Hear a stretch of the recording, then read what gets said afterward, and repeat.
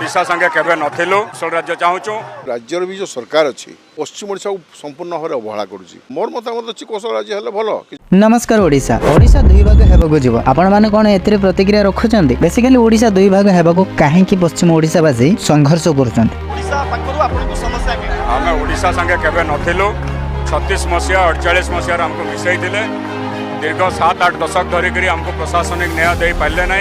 आम भाषा साहित्य संस्कृति आम अर्थनीति को विकलांग करदे।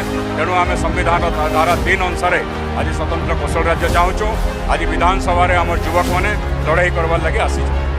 जदि एमानक मध्यरे ओडिशा दुई भाग हेले स्वतंत्र सुविधा पाई परिबे या निजको स्वतंत्र रखि परिबे। आपण मानक मनर बहुत सारी प्रश्न वीडियो शेष पर्यंत देखंतु आपण मानकु सब जणा पड़ जिवो। एमितिर तो एमाने बहुत चेष्टा करि रैली करूछंती तथापि किछि सफलता मिलिनी। अर्थ पश्चिम ओडिशा बासिंदा चाहंती स्वतंत्र गोटे राज्य।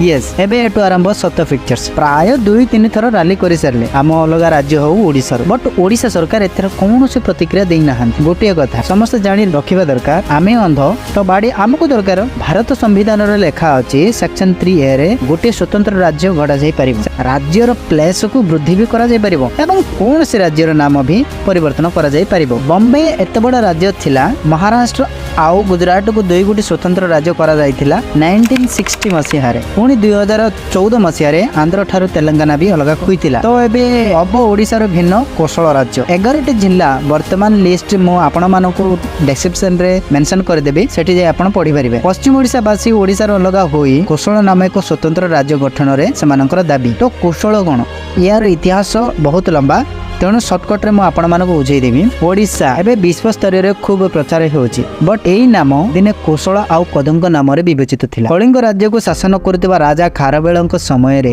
पडुसी थिला कौशल राज्य। विभिन्न राज्यर राजा माने कलिंग ऊपर जेते बेले आक्रमण करूथिले सेही समय रे विभिन्न नाम रे नामित हैला। जाउड्र कलिंग उत्कल आउ कौशल एई राज्य मानकर सीमा रेखा भी परिवर्तन होई गेला। कोनोसी निर्दिष्ट सीमा रेखा रहिला नाही। सेही समय रे कौशल आउ कदंग छोट छोट राज्य होई रही गला। चोल गंगदेव उत्कल कलिंग को मिसई देइथिले। ताहार नाम रखागला सफल उत्कल। कलिंग नाम भी धीरे धीरे लोप पाइगला एवं तृतीय अनंग भीमदेव कुशल को ओडिशा राज्य रे मिसई देइथिले। तापर कुशल नाम भी धीरे धीरे लोप पाइबारे बसिला। सेही परे उत्कल उड्र कुशल मिसी कलिंग बड़ राज्य गठन करागला ओडिशा। जेतेबेले आमे कुशल राज्य गठन कथा चिंता करिबा तो आमको प्राय बड़ बड़ जिला ही अछि जहा कलाहांडी बलांगीर नुआपड़ा संबलपुर सोनपुर बहुत सारी। तो मेन रीजन हैला मैक्सिमम 30% लोक पश्चिम ओडिशा रे बसवास करंती। देखिबा को जाए तो नवरंगपुर रो प्राय 50% जगह पश्चिम ओडिशा रे अवस्थित। एमाने चाहंती अलग नुआ राज्य। आज भी पश्चिम ओडिशा रो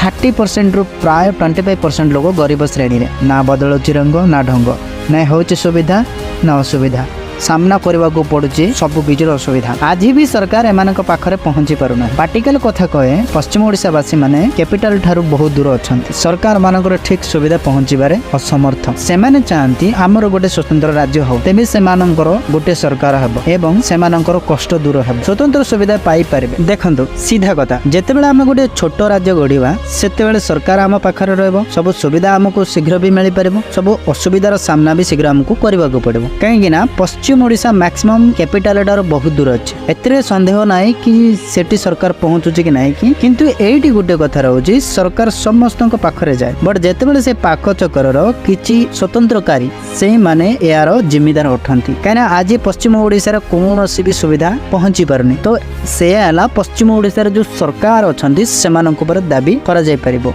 एतरे कोनोसी ओडिसा सरकार रो परामर्श नाही। ओडिसा सरकार समस्तक सहायता करूची बट पश्चिम ओडिसा रे एति पय पहुंची पारनी जे पश्चिम ओडिशार सरकार माने जो माने जिला स्तरीय अछंती सेमानकर कोनोसी मध्ये मतदान नाही कि पश्चिम ओडिसा को आमे आगु को नै परिबा। तेणु करी पश्चिम ओडिशावासी याको विरोध करूचंती कि हमर स्वतंत्र एक राज्य दरकार। तो आई होप कि आपण मानको वीडियो भल लागुथिबो। कमेंट निश्चय करिवे। भल लागुची वीडियोटी तो सब्सक्राइब करिवे भूलिबेनी। आउ हां लाइक